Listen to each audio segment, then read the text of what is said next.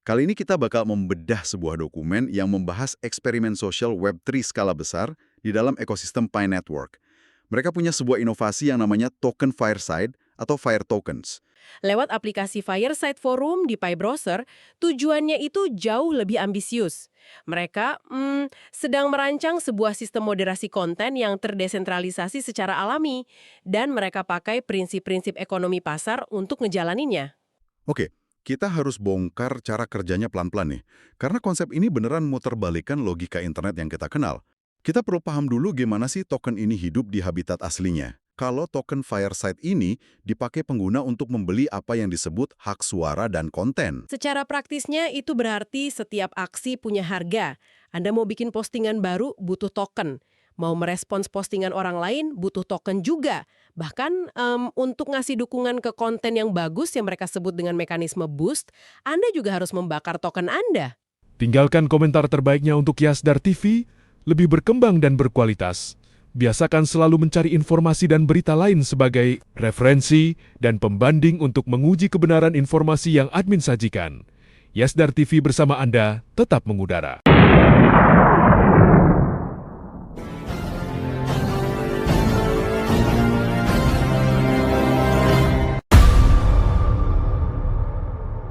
Pi Network, Pi One Ear, GCV 314159.พวกเรารอ Pi Network Pioneer GCV 459 Di platform Fireside ini, permainannya interaksi sosial. Lawan mainnya bukan kecerdasan buatan, tapi manusia nyata di seluruh dunia. Anda harus mengorbankan sesuatu dari dompet Anda supaya dapat panggung. Nyap. Tapi di dalam Fireside Forum, interaksi Anda punya konsekuensi ekonomi yang sangat dinamis. Kan ada sistem reward dan penalti yang berjalan otomatis tanpa campur tangan manusia sama sekali. Sekarang coba kita lihat dari kacamata psikologi perilaku. Di medsos biasa, biaya untuk ngomong itu nol, karena gratis. Efeknya apa? Orang gampang banget bikin puluhan ribu akun bot. Mereka membanjiri kolom komentar dengan spam, link penipuan kripto, atau ujaran kebencian. Nggak ada kerugian apa-apa buat mereka. Tapi di Fireside Forum, dokumen secara eksplisit menyatakan bahwa setiap interaksi itu memakan biaya. Jadi kalau Anda itu akun bot atau troll yang kerjaannya cuma nyepam konten sampah massal, Anda bakal nguras habis token Anda dengan sangat cepat. Sistem nggak perlu repot-repot ngeblokir IP atau nge-ban akun mereka secara manual dong. Nggak perlu sama sekali. Hukum ekonomi yang langsung ngentiin mereka. Karena ya mereka harfiah kehabisan modal buat nge-spam. Itu penalti alamiah, hukuman finansial yang sangat langsung atas perilaku buruk. Nah sekarang kita lihat sisi sebaliknya, sisi hadiah atau rewardnya. Misal, Anda posting analisis yang mendalam, atau ya sekedar meme yang lucu banget, terus pengguna lain suka. Mereka kan bakal nekan tombol boost tuh. Iya, yang bayar pakai token tadi kan? Betul. Setiap kali mereka memboost konten Anda, mereka itu sebenarnya mentransfer sebagian token mereka ke Anda.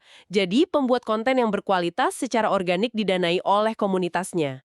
Uang di sini berubah fungsi jadi filter spam dan penilai kualitas yang paling jujur. Jadi ini tuh semacam seleksi alam berbasis dompet digital ya. Orang yang cuma bikin ribut bakal bangkrut dan terdiam, sementara yang ngasih kontribusi positif malah makin kaya token. Tapi ini bawa saya ke pertanyaan teknis nih. Kalau 1.000 orang nge-boost postingan viral saya, dompet saya kan kebanjiran token Fireside. Pertanyaannya, dari mana asal-muasal nilai token ini? Soalnya dokumen bilang token ini dibeli pakai koin Pi asli dari mainnet. Berarti ini kan aset nyata, bukan uang monopoli. Dan matematika konversinya dijabarin dengan sangat presisi di dalam dokumen buat ngasih jangkar nilai yang jelas bagi semua pengguna. 1 Pi itu dapat 100 token Fireside. 10 Pi dapat 1.000 token. Dan kalau Anda punya 100 Pi, Anda bisa borong 10.000 token. Nah, kalau kita pakai logika ini, katakanlah postingan saya yang viral tadi ngasilin 10.000 token dari Boost, kan token itu asalnya dibeli pakai 100 Pi sama orang-orang. Berarti saya baru aja nemu mesin pencetak uang dong. Mesin pencetak uang gimana maksudnya? Ya, saya tinggal tukar balik aja 10.000 token itu jadi 100 koin Pi, terus saya tarik ke dompet luar. Kalau koin Pi punya harga di pasar kripto, boom, saya bisa kaya raya cuma bermodal rajin posting konten. Kita kan terbiasa sama ekonomi kripto yang dua arah. Beli aset, harganya naik, kita jual buat ngunci cuan.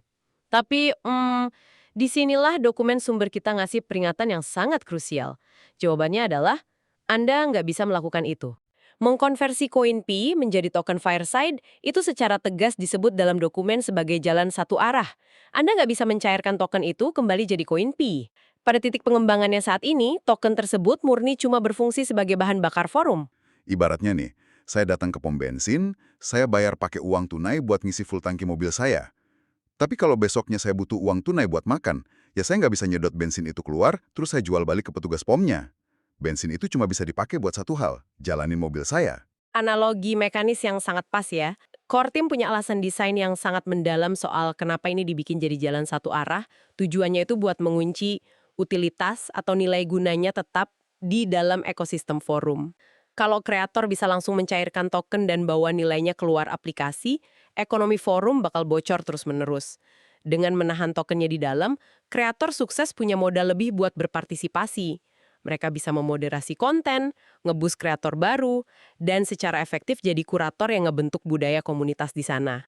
Ada konflik tajam antara realitas utilitas rancangan Core Team melawan aspirasi spekulatif dari komunitasnya.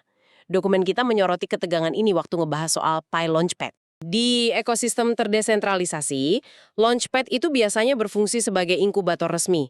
Ini semacam jembatan buat proyek independen untuk merilis token mereka ke publik.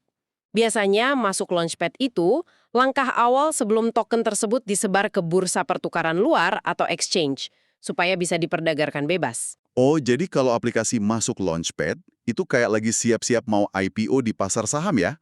Supaya orang bisa jual beli tokennya. Secara konseptual, arahnya emang sering ke sana.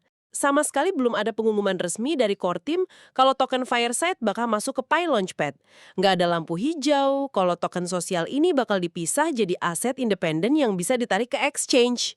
Suara komunitas itu nggak bisa diabaikan gitu aja. Dokumennya spesifik ngutip diskusi aktif di ruang pengembang kayak GitHub, PRC. Di sana, anggota komunitas teknis terus ngajuin proposal supaya token Fireside punya nilai ekonomi yang bisa diekstraksi. Mereka pengen token ini keluar dari kandang Fireside Forum. Ketegangan itu nyata banget dan disitulah bahaya terbesar buat nasib eksperimen ini. Kenapa Core Team sangat hati-hati dan nahan token ini di dalam? Karena kalau token Fireside tiba-tiba bisa ditradingkan dan harganya fluktuatif, perilaku pengguna di dalam forum bakal berubah 180 derajat.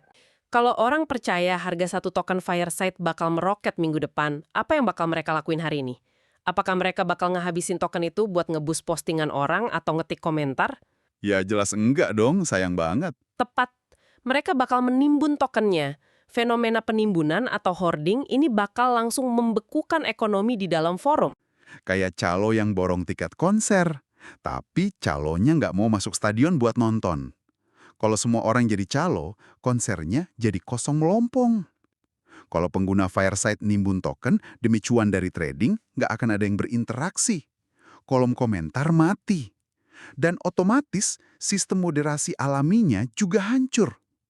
Eksperimen sosial ini bakal gagal total justru karena penggunanya terlalu rakus. Ini yang disebut paradoks utilitas di Web3. Saat sebuah utilitas mulai dispekulasikan sebagai investasi, dia malah kehilangan fungsi aslinya. Makanya jalan satu arah tadi mati-matian dipertahankan. Mereka memaksa pengguna untuk melihat token ini bukan sebagai tiket lotre, melainkan izin untuk berpartisipasi ngebentuk budaya publik. Kalau Anda bagian dari ekosistem ini atau ada rencana nyoba Fireside Forum, dokumen kita ngasih saran yang eksplisit banget. Pastikan niat Anda murni dari awal. Iya, jangan salah niat. Kalau Anda menukar koin Pi Anda jadi token Fireside, lakukan karena Anda emang pengen ikut campur dalam diskusi, karena opini Anda penting, atau pengen dukung kreator favorit Anda. Jangan pernah beli token ini buat niat trading atau cari untung finansial instan. Karena sekali Anda masuk, ingat, ini jalan buntu secara finansial, tapi sebuah jalan raya lebar buat interaksi sosial. Sebelum admin lanjutkan, bagi sahabat yang memerlukan baju kebesaran Pi Network, silakan untuk melakukan pemesanan dan sekaligus check out pada sejumlah link yang telah admin sematkan di kolom deskripsi.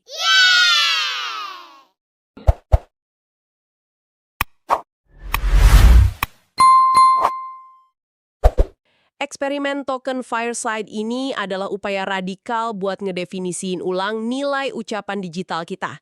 Sistem ini secara harfiah menjadikan aset kripto sebagai uang jaminan atas kualitas perilaku Anda di dunia maya. Setiap pujian yang Anda berikan ditopang oleh nilai ekonomi nyata. Bener, membaca dokumen ini dan membedah mekanismenya bareng Anda hari ini bikin saya merenungkan sesuatu yang jauh lebih besar dari sekedar Pi Network. Selama ini kan jari kita enteng banget nyebar hoaks atau nyindir orang yang nggak kita kenal. Kenapa? Ya karena gratis. Kebebasan bicara di era internet sekarang sering diartikan sebagai kebebasan dari konsekuensi. Tapi lihat deh, internet arus utama kita sekarang. Internet gratis yang dulu kita agungkan itu, sekarang lagi tenggelam. Dibanjiri pasukan bot AI, troll farm yang dibayar buat giring opini, lautan konten otomatis yang nggak ada jiwanya. Moderasi manusia udah nyerah, algoritma gampang banget diakali. Dan ini nimbulin satu pertanyaan eksistensial yang nyangkut di kepala saya dari tadi.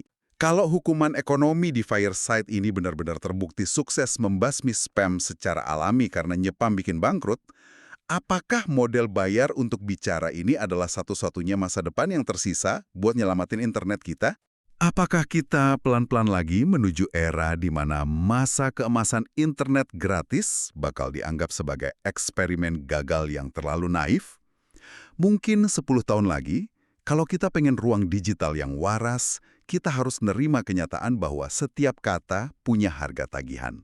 Sesuatu yang lumayan berat buat Anda pikirkan sebelum memposting komentar berikutnya di platform apapun. Coba deh perhatikan keyboard di layar ponsel Anda sekarang, dan bayangin ada label harga di setiap tombolnya. Terima kasih karena selalu menjaga rasa ingin tahu Anda dan nemenin sesi kita kali ini. Teruslah bertanya dan sampai jumpa di eksplorasi pikiran berikutnya.